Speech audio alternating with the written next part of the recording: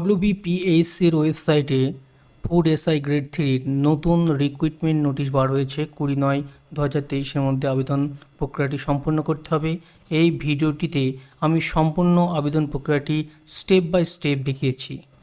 সুতরাং বন্ধুরা, ভিডিওটি ভালো লাগলে অবশ্যই আমার চ্যানেলটিকে সাবস্ক্রাইব করবেন এবং চ্যানেলটির সঙ্গে জুড়ে থাকার জন্য অল নোটিফিকেশন আইকনটি অন করে রাখবেন। ইজি টু নো টেক চ্যানেলে আপনাদের সকলকে স্বাগত। আমরা গুগলে টাইপ করব WBPSC, সার্চ করার সঙ্গে সঙ্গেই আমরা WBPSCর মূল অফিসিয়াল ওয়েবসাইটটি দেখতে পাবো। এখানে আমরা ক্লিক করব। ক্লিক করার সঙ্গে সঙ্গে মূল ওয়েবসাইটটি খুলে যাবে। এই ওয়েবসাইটটির আমরা ডান দিকে ক্যান্ডিডেট কর্নার এই অপশনটির আন্ডারে পেয়ে যাব অ্যাপ্লাই অনলাইন। অ্যাপ্লাই অনলাইনে ক্লিক করব, আবার অ্যাপ্লাই নাও অপশনটিতে ক্লিক করব। ক্লিক করার সঙ্গে সঙ্গে মূল নোটিশটি শো হবে। এখানে নোটিশটি সম্পূর্ণরূপে দেখার জন্য, ক্রাইটেরিয়া দেখার জন্য ভিউয়ে ক্লিক করব এবং আবেদনটি করার জন্য আমরা অ্যাপ্লাই নামে অপশনটিতে ক্লিক করব। অ্যাপ্লাই নাও ক্লিক করলেই এখানে আমরা সাইন ইন যদি আগে করা থাকে অ্যাপ্লিকেশন আইডি, পাসওয়ার্ড এবং ক্যাপচা বসিয়ে আমরা সাবমিট করব। রেজিস্ট্রেশন করা না থাকলে নিউ রেজিস্ট্রেশন এই অপশনটির উপর আমরা ক্লিক করব। সঙ্গে সঙ্গে রেজিস্ট্রেশন পেজটি খুলে যাবে। এই রেজিস্ট্রেশন আইডি দিয়ে আমরা কিন্তু পরবর্তীতে অন্যান্য অ্যাপ্লিকেশনগুলি করতে পারবো, সেটাই বলা আছে। রেজিস্ট্রেশন ফর, এখানে পোস্টটি বেছে নেব যে পোস্টের জন্য আমরা আবেদন করছি এবং এখানে আমাদের মোবাইল নাম্বার, অ্যাক্টিভ মোবাইল নাম্বারটি বসিয়ে দেবো, শুধুমাত্র 10 ডিজিট মোবাইল নাম্বার। এখানে ক্যালকুলেট করে বসিয়ে আমরা সেভ অ্যান্ড প্রসিডে ক্লিক করব। সেভ অ্যান্ড প্রসিডে ক্লিক করার সঙ্গে সঙ্গে পরবর্তী পেজে প্রবেশ করব। এখানে লগ ইন ডিটেলস,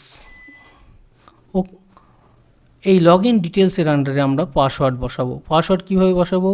ধরুন একজনের নাম অশোক @123 অশোক, আমরা অশোকটা এই বড় হাতের, বাদ বাকি ছোটো হাতের @123 বসিয়ে এইভাবে পাসওয়ার্ড আমরা বসাবো। কনফার্ম পাসওয়ার্ডে সেম বসাবো। ইমেল আইডি, আমরা আমাদের অ্যাক্টিভ ইমেল আইডি এবং কনফার্ম ইমেল আইডি বসিয়ে দেবো। দুটো স্থানে আমরা একই ইমেল আইডি কিন্তু বসাবো। এবং এবার পার্সোনাল ডিটেলস এই অপশনটি ফিল করব। এখানে name, candidate name, first name, এখানে মিডল নেম, এখানে লাস্ট নেম ফিল করব। কনফার্ম মোবাইল নাম্বার, এখানে ক্যান্ডিডেটের মোবাইল নাম্বারটি বসিয়ে দেব এবং ভেরিফাই ক্লিক করব। সঙ্গে সঙ্গে সেন্ড অপশনে ক্লিক করব এবং আমাদের মোবাইল নাম্বার ভেরিফাইয়ের জন্য ওটিপি সেন্ড হয়ে যাবে। ওই ওটিপিটা দেখে নিয়ে বসিয়ে দেব এবং ওকেতে ক্লিক করব। মোবাইল নাম্বার ভেরিফাইড হয়ে গেল। ফাদার্স নেম, এখানে ক্যান্ডিডেটের বাবার নাম পেস সারনেম লিখে দেবো, মার নাম এখানে লিখে দেব। আমরা এবার date of birth day select করব, মান্থ সিলেক্ট করব, ইয়ার সিলেক্ট করব।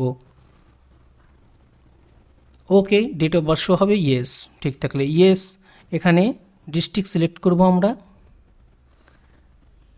এবার ক্যান্ডিডেটের জেন্ডার সিলেক্ট করে নেব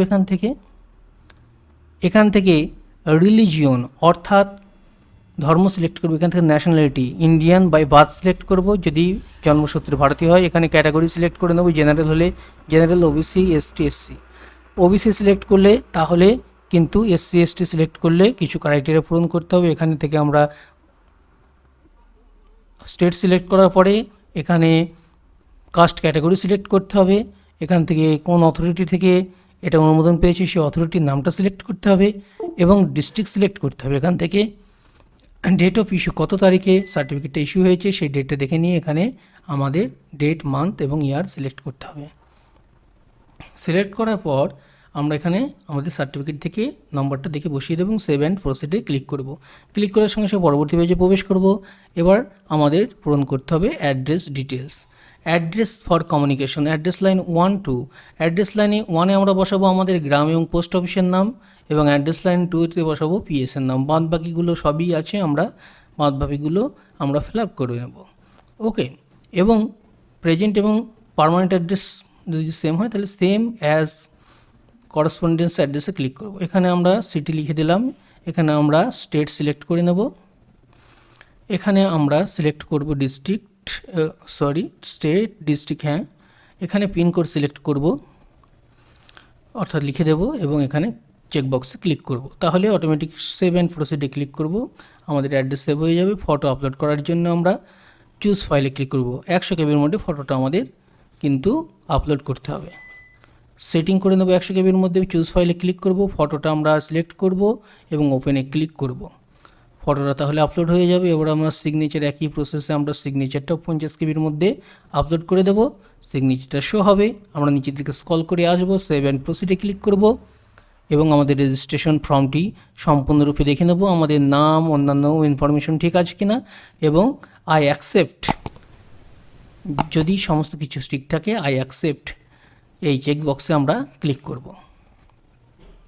above declaration, save and proceed yes, তাহলে আমাদের রেজিস্ট্রেশন প্রক্রিয়াটি সম্পন্ন হবে। আমাদের রেজিস্ট্রেশন অ্যাপ্লিকেশন আইডি এবং এনরোলমেন্ট আইডি আমরা এখান থেকে পেয়ে যাব। এই এনরোলমেন্ট আইডি বা অ্যাপ্লিকেশন আইডি এবং পাসওয়ার্ড দিয়ে আমরা লগ ইন করলেই কিন্তু আমরা এবার অ্যাপ্লিকেশনটি অর্থাৎ আবেদনটি করতে পারবো। আমরা লগ ইন করে নিই অ্যাপ্লিকেশন আইডি এবং পাসওয়ার্ড দিয়ে, এবং এখানে ক্যাপচা বসিয়ে দিই এবং সাবমিটে ক্লিক করে দিই। পাসওয়ার্ড আমরা রেজিস্ট্রেশনের সময় যে পাসওয়ার্ডটি দিয়েছিলাম সেটাই, এটা কিন্তু ইমেলেও সেন্ড হয়ে যাবে, ইমেল থেকে দেখে নিয়েও বসিয়ে দিতে পারি।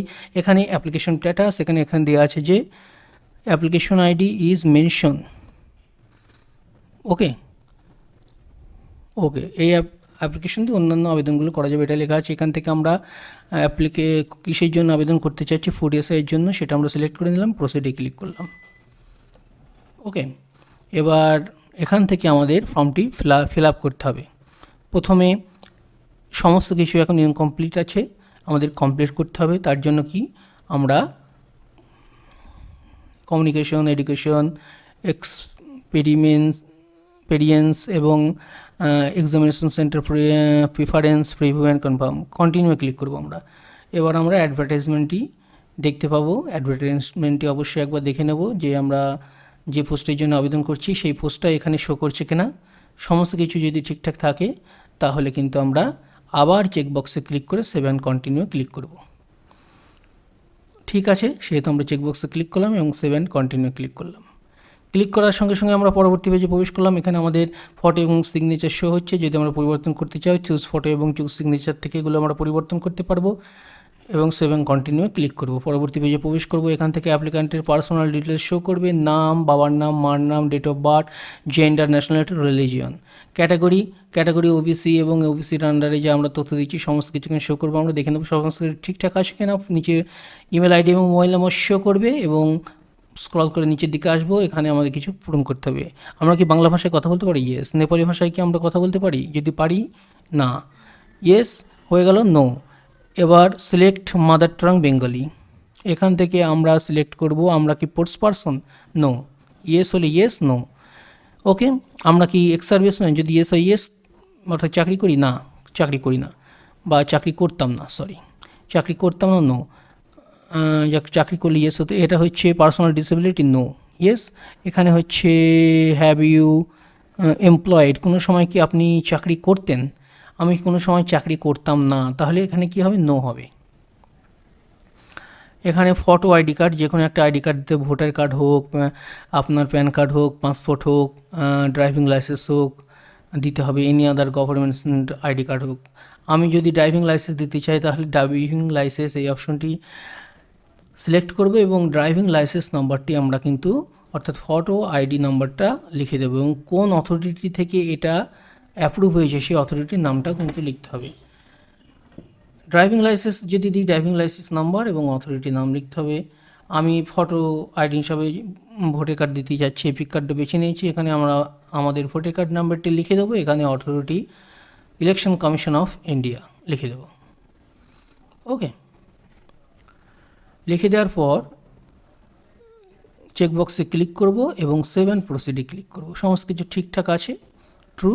চেকবক্সে ক্লিক, এডিট করতে চাইলে এডিট করতে পারবো, এডিট ইন রেজিস্ট্রেশন অপশনে ক্লিক করে আমরা রেজিস্ট্রেশন এডিট করতে পারবো। সেভ অ্যান্ড প্রসিডে ক্লিক করলাম। পরবর্তী page, communication details, address for communication, যেগুলো হয়ে যাবে সেগুলো রাইট চিহ্ন শো করবে। Address for communication, permanent address, আমরা যে অ্যাড্রেস দিয়ে রেজিস্ট্রেশন করেছিলাম তা এখানে সমস্ত কিছুই শো করবে।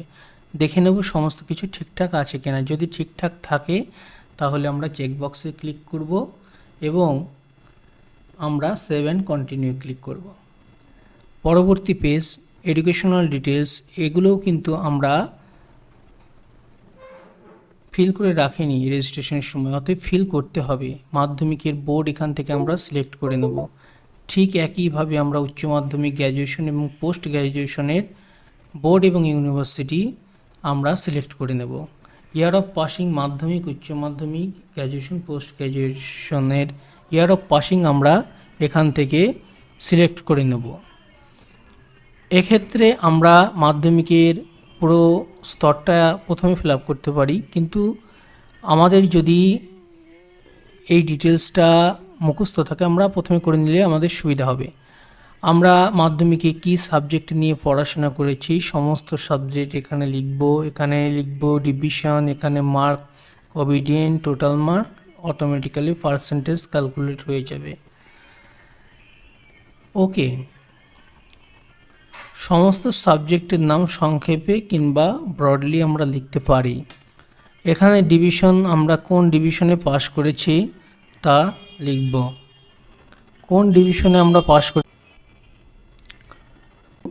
এবং তারপরে আমরা মার্ক ওবিডিয়েন্টের ঘরে কত নম্বর আমরা পেয়েছি মাধ্যমিকে সেটা লিখব এবং টোটাল মার্কের ঘরে কত নম্বরের পরীক্ষা দিয়েছিলাম। অটোমেটিক্যালি বাইরে ক্লিক করলে মার্ক অফ পার্সেন্টেজ ক্যালকুলেট হয়ে যাবে। এইভাবে আমরা প্রত্যেকটা স্তর ফিল আপ করবো। শুধুমাত্র মাধ্যমিক পাশটাও কিন্তু আবেদন করতে পারবে, যাদের যা কোয়ালিফিকেশন আছে তারা তা পূরণ করবে এবং সমস্ত কিছু ঠিকঠাক আছে কিনা দেখে নিয়ে আমরা নিচের দিকে স্ক্রল করে এসে সেভ অ্যান্ড প্রসিডে ক্লিক করব। সেভ অ্যান্ড প্রসিডে ক্লিক করার সঙ্গে সঙ্গে পরবর্তী এক্সপিরিয়েন্স ডিটেলসে প্রবেশ করে, যেহেতু আমরা এমপ্লয়েড নই তাই আমরা কন্টিনিউ ক্লিক করব।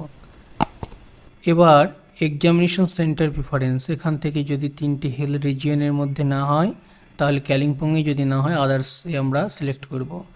আদার্সে সিলেক্ট করলে আমরা আমাদের ডিস্ট্রিক্টের আন্ডারে সদর শহরের নাম অবশ্যই পেয়ে যাব এবং আমরা এক্সামিনেশন সেন্টার হিসাবে আমাদের কাছাকাছি সদর শহরের নামটি বেছে নেব এবং চেকবক্সে ক্লিক করে সেভ অ্যান্ড কন্টিনিউ ক্লিক করব।